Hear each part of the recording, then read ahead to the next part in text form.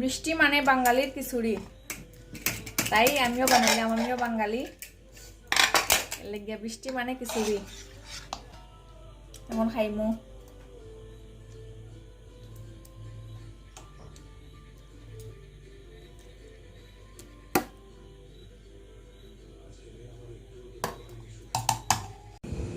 এই যে এখন খাইয়া দেখ মুখি রম হয়েছে খিচুড়িটা, এরপরে আপনারা খাবার পালা।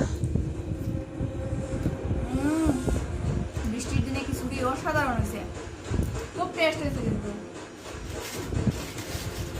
আর সঙ্গে পাপড় ভাজি, আলু ভাজি বানাইছি না আজকে, পাপড় ভাজি, পাপড় দিয়ে খুব ভালো লাগে বেশি খাইতে। সেই হয়েছে সেই।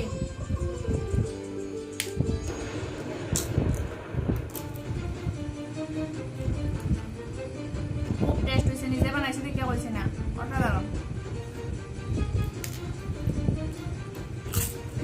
ওদিকে কোথায় যাচ্ছে?